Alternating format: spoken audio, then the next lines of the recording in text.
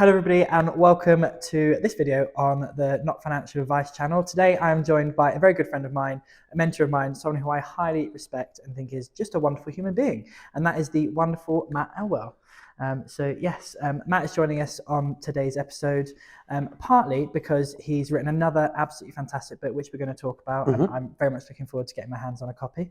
And it's a process of, if you are in business, how do you build a structure to do really good conversations with people, take people from, the name of the book is Cold to Sold, and how do we make sure we've got those structures in place and we can follow a really clear process. I'm sure Matt will explain as well. But I'm a big fan of everything that Matt does, so I highly recommend it. If you are running a business or you just want to actually be really good at communication with people, everything Matt does is phenomenal. So yes, you can check the link in the comment section in the description for all things Matt Elwell as well, and to get yourself on the waiting list for the book. But I'd love to get people to know a little bit more about you, Matt, who you are, what you're about, why you do what you do. I know a fair amount about you, and I love hearing your story every time I hear it. Thank you. And I always pick out something new and something really meaningful. So tell us a little bit about who you are and what you do right now. Thank you. I think firstly, like most people listening, my goal at the moment is to be the best person I can be, which I pretty much fail every day on. And yeah, I think I've been in business for quite a long time now. I had my first business 30 years ago. I'll say that again. I was 22, which feels like 11 stone ago. How old am I now? 47. 25 years was my first business 25 years ago. And I think what I'm really sort of focused on at the moment is sharing my experience around human-to-human interaction in business. I always think there's that myth that you can't do well in business and be a nice person. And I'm like, you can. In fact, I think that's the way you're meant to do it. So I think, yeah, what I'm really focused on at the moment is through the training company that we built here, spreading that philosophy. And I think the reason why our training company, our information is still, I think, people are still interested to know more, is because I think the art of human-to-human interaction, the way we're chatting now, being able to do that in business, I think is a skill that is on the wane a bit. So it's going down a bit with all the technology. And yet, if you can be great at technology and be great at communication and really just be yourself, I think that's a recipe that can work really nicely. So that's the message. Where do you think that perceptions come from in society that to be successful in business, you are often not a good person, or you've stepped on people to get there? Where do you think that comes from? Probably a lack of education.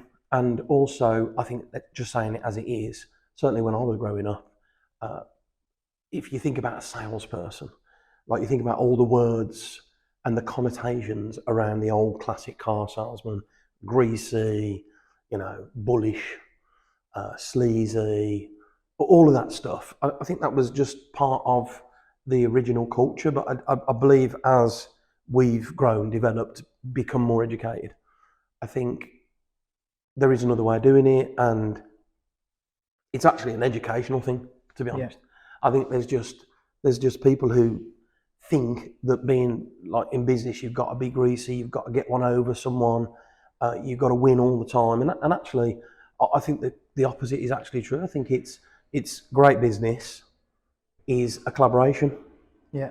Two parties working together to come out the other side even stronger is a modern concept that certainly I preach. And, like we're a great example, aren't we, of we do business together, and we've developed a relationship within that business relationship where we actually know each other as people as well, and we collaborate with things like this, and we meet outside, and I think I've met hubby, you've met wife, all of that kind of stuff.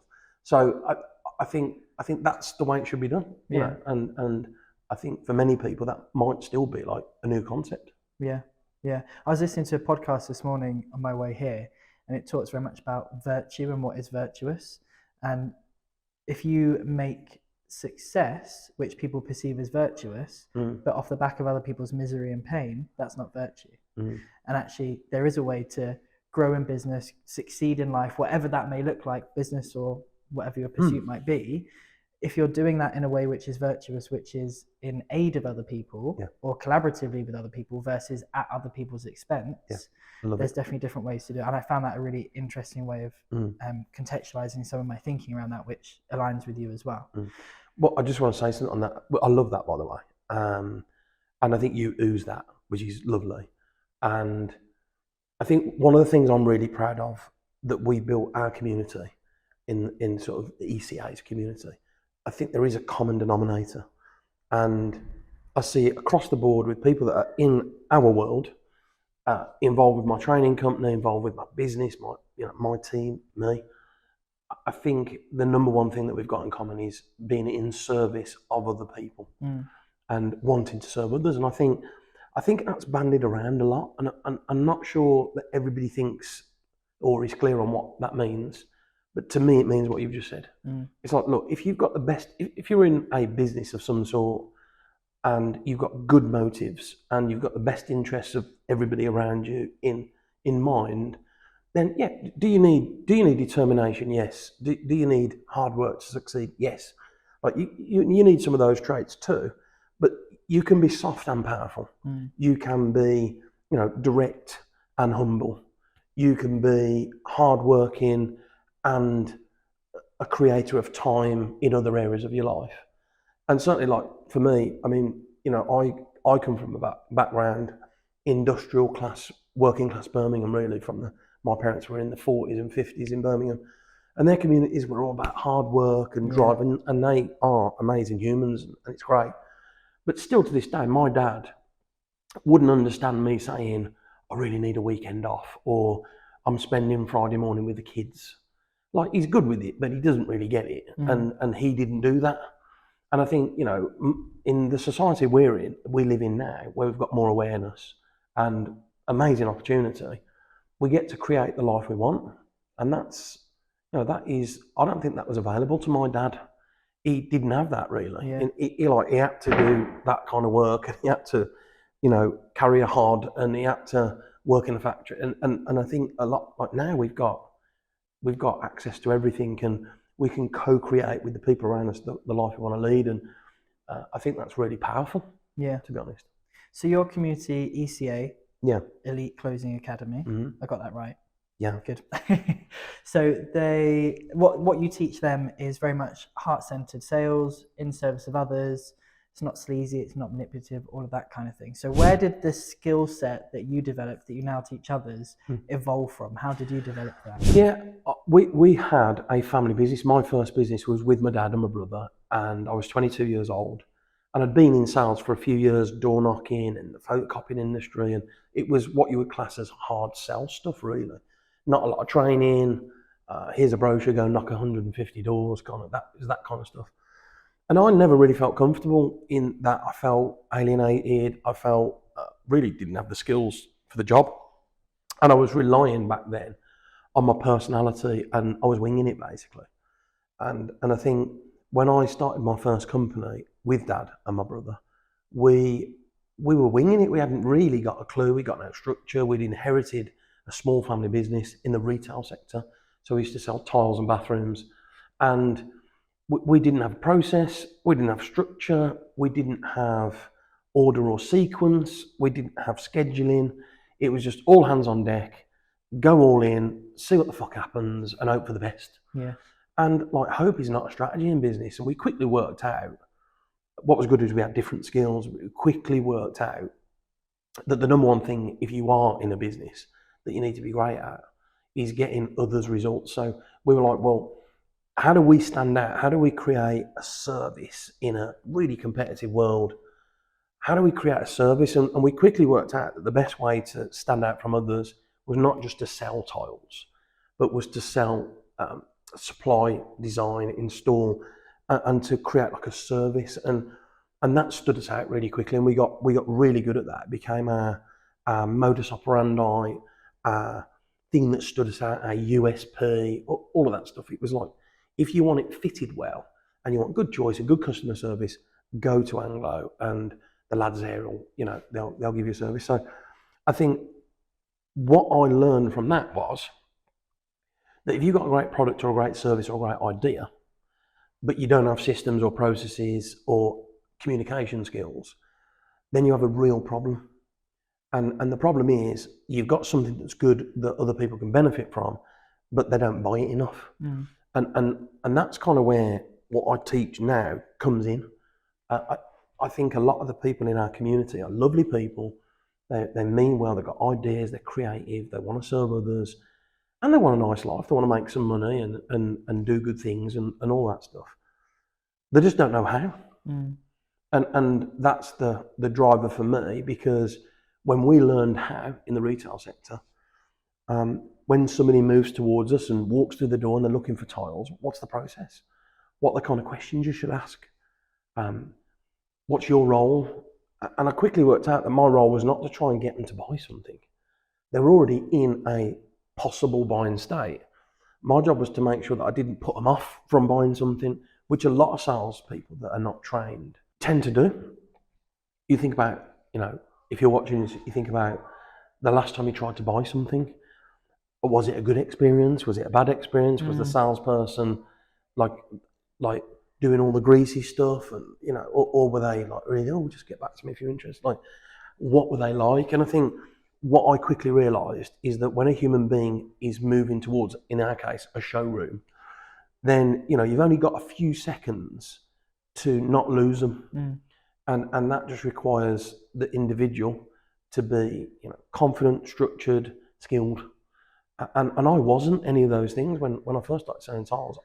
I hadn't got a clue what I was doing, and had a couple of bad experiences. So what really drove me was I screwed that up, and that was on me. So I need to do something better. By the way, the reason why I wrote both my books was for that exact reason, because 25 years ago, there wasn't a training company in the UK that I knew of that I could easily access. There wasn't a book from somebody like me, little old me from South Birmingham, who sort of made loads of mistakes and then found a framework or a system to not make as many mistakes. And put it in a book. I think there was one guy called 𝐤𝐥𝐢𝐭𝐞 𝐂𝐥𝐤𝐢𝐭𝐞, in America, and it was about 100 grand for a minute or something. I'm lying there, but it was like really extravagant, and I didn't even know that. I only know that now. I didn't know that then. So I think we now live in a world where there's great education. It's important that you double check who you listen to and learn from, because there's a lot of bollocks out there as well, more than ever before. But for me, that experience taught me to make sure that human-to-human interaction, good quality questions, learning how to listen, having the best interest of a possible buyer at heart, all of those things are critical skills that are not, I don't think, well taught or the common way of teaching. And that's what I learned to do, is what I teach now. Do you think a lot of business owners shy away from sales? I'm not sure. I think there are two ways of doing sales. You're either doing it well, aligned with your company values, with a system and a framework and a process that is repeatable, or you're winging it. And there's just no in between. And whether you're in this community, a business owner or somebody that's looking to invest, whether you're a property investor, it doesn't matter what it is that you do. If you're winging it, you'll get found out. You just will. There'll be one or two people that are lucky, of course, and that's fair play. Well done. And the majority will struggle if they're winging it. And I winged it when I first started, and I'm like, yeah, you're either doing it well and you're actively learning it and having a sales process that works.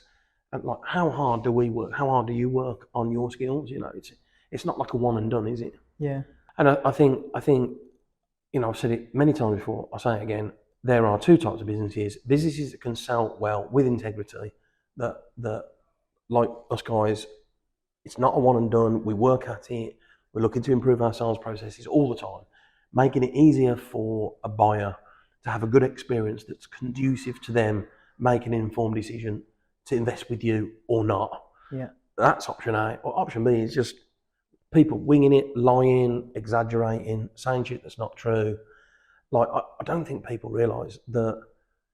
I know I say this sometimes in training, you can see people go, I've been doing that for years, which is like, you're not meant to, in a sales conversation, it's not the salesperson's job to try and get the other person to buy. It's just not. The other person, with all of the information available, has got lots of information already. And our job as salespeople is to understand what they know, what they've got inside their body, find out what they need, and by needing it, what's the problem.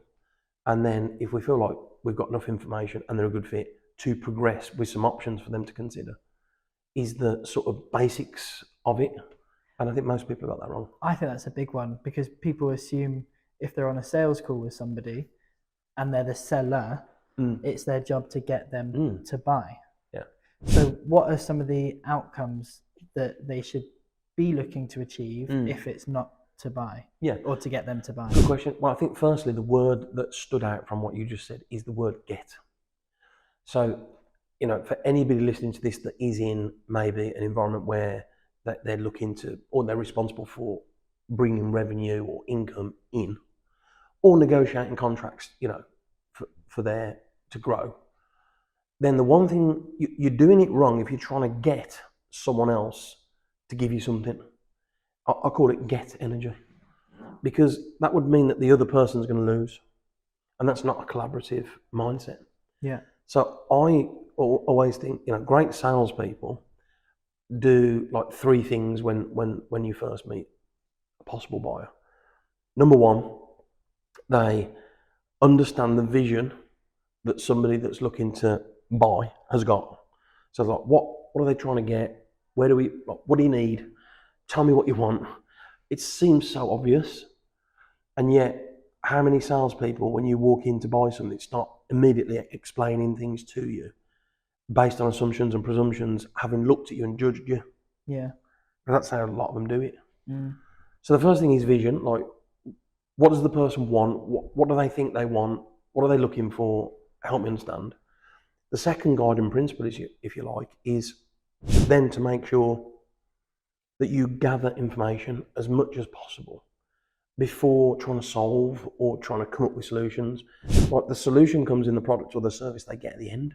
So it's like, don't solve. We used to call it features, advantages, and benefit sales. It's like, don't solve, gather. Gather information. Like, find out what they want. Understand them as much as possible. Like, why do you want it? What's going to happen if you don't get it? By not having it, what are the problems? Gather as much information as you can. And then number three, decide, armed with actual factual information that they've given you, not that you've assumed or presumed, what should we do next? And one of those options might be nothing. I can't help you. From the information you've gathered, I don't see where I fit in. Yeah. And I don't think I'm going to get you a result. I don't think it's a good fit. But I do know someone over here that I could be a stakeholder for, that I think you two would be worth having a conversation. And I think, you know, if you can add those three things, guiding principles, into your strategy, it would be really helpful. I think that's brilliant, because it keeps you in service. And I'm thinking about if you can ultimately take that individual through a process where you figure out if you're a good fit for each other, but with some form of alternative if you're not. Again, it keeps you in service rather than just kind of kicking them out of the nest. Yeah, and I think there's an elegance in that. There's a non-pushy elegance in creating a space in the moment for a possible buyer to understand all of their options and to lay out, look, there are a number of options here. From the information I've gathered, it's either we're a really good fit and there's one or two services that I want to introduce you to, and then you're probably going to want to ask me a load of questions. And if there are no questions left and we still feel like we're a good fit, then I could make you a storming offer and we could progress. That's one option. Another option is, from all the information gathered, I'm going to be honest, I'm not sure where we fit in. So either tell me more where you think we might fit in, or there's another option and I could send you somewhere else. And there is another option. We could just call it a day, and maybe this was just a polite inquiry and it's not right. And I think if you can create a space, I call it a pocket of peace. Yeah, if you can create a pocket of peace where all options are available to the buyer and you're both consenting, talking about it, it's lovely. Now remember, when a buyer is looking to buy, all options are available to the buyer anyway, and they know that. Yeah. So it's when the salesperson is trying to get a possible buyer to do things that the buyer doesn't necessarily want to do, that's when you get all the problems.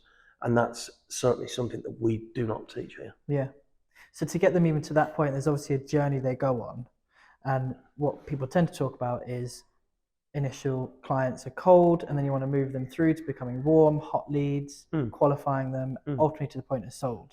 Yeah. So where does your book, Cold to Sold, help with that journey? Yeah, I think what it does, it lays out some guiding principles. If you think like a piano, it's like it lays out the black notes of like, these are the guiding principles of what a good sales process would look like. So from the moment somebody shows a bit of interest in a product or a service, like what are the key things that need to happen, and then underneath the white notes, like what are the little nuances. And I'm really honoured to say that in this book, I've gone into the nuances as well, like the little things that, you know, there might just be one thing in this book that somebody goes, oh, I could add that in. Yeah. Or there might be one thing where I go, I'm not doing that. I like, oh, I'm already doing it and I don't want to use it. It doesn't really matter. But I think what Cold to Sold, the reason why we wrote it was specifically to give a step-by-step guide. And here's the key thing. It'll help business owners recognise when is the moment to exchange a contract. And if you're listening to this, there's only one moment. The moment to exchange a contract is when nobody's got any questions left. And again, I see it all the time. You know, the seller is trying to close a buyer into a contract, and the buyer's got loads of questions, and you're like, there's something wrong here. Like, the seller's over here and the buyer's back here still. They're not aligned, and that gap creates a lot of problems. And because we're so emotional when we buy things, what happens is if a salesperson creates an environment for me when I'm considering buying that feels a bit pushy, I emotionally label how I feel about that person and their company and their product or service in a negative way, I'm struggling to buy that. Yeah. Because we don't buy things that make us feel uncomfortable. We just don't. Yeah. So I think the whole point of a process is to make sure that nobody's got any questions left, and then that's the time to take the next step and exchange a contract. And when I say it out loud, most people go, that makes sense. But yet, how many times have a salesperson like gone into like a bit of conflict and stress and tension, and it puts you off, and you go, I need to have a think about it, or I'll get back to you next week, or just got to check with my partner, or whatever. Yeah. And all those excuses come up, and it just doesn't feel good. Yeah.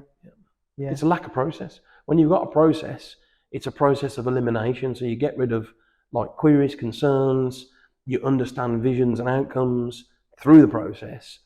Then you do the nitty gritty, like here's how much it is, these are the options, what questions have you got? Like, get to a point where there are no questions left, and that's the time to exchange a contract. And what this book is specifically designed to do, the whole, here's what you should be doing. Yeah. That's why I wrote it. Every step of the journey. Yeah. So yeah, final question for you then. Yeah. What is the benefit for someone, whether they own a business or just in terms of their day-to-day life, of really mastering a heart-centered, process-based sales system? Yeah, good question. I think the key answer to that is quite simple. It's like inner peace. It's like we want our businesses to have humans in those businesses that are peaceful and organised. Because when they're peaceful and organised, and you only get organised and you only get peaceful by being organised. So all of the fears and concerns in sales that historically tend to be around, like, we need those to go away. And fear's involuntary, so you need a little bit of nerves and stuff. That's all helpful. But it's like, if you're somebody that wants to grow a business and you feel uncomfortable talking about money, or you feel uncomfortable negotiating, or you feel uncomfortable having a conversation with somebody and you're avoiding conversations, and think about it, we have people who are scared to pick up a computer with a phone on it, this is a computer with a phone on it, and have a conversation with somebody that's actually shown an interest in buying their service. Yeah. They hide behind an email, and the problem is an email isn't what we're doing now. Yeah. There's so much power in what we're doing now. We couldn't do this in an email, could we? No. How would we possibly recreate this? You can't. It's like, so last question for you. It's like, it just doesn't work like that. There's no tonality, there's no spirituality, there's no physicality, there's no eye contact, there's no tone, there's no emotion, there's just no human to human, voice to voice interaction, and that matters because it's a high percentage. Some of the science it's quite easy to look at. Science says that when we're buying things, as much as 80% of that decision is how we feel about things in that moment, in a consenting environment. So my job, my role, my team's role, my business's role, the book's purpose is to give business owners, professional people, in their day-to-day lives, some structure, some guiding principles that are easy to follow, easy to learn, to create peacefulness inside them, to make the process of buying from them easier. Yeah, amazing, fantastic. Thank you very much. Thank you. So I highly recommend you grab yourself a copy of this book if you want to improve your sales process and do it from a heart-centered perspective, which isn't sleazy, but is systematic and process-based. So depending on when you're watching this video, you can either go and grab it right now, there'll be a link in the description, or you can be on the wait list ready for it to come out very soon. So enjoy the rest of your day. I will speak to you soon. And thank you very much, Matt. Thank you. Bye-bye.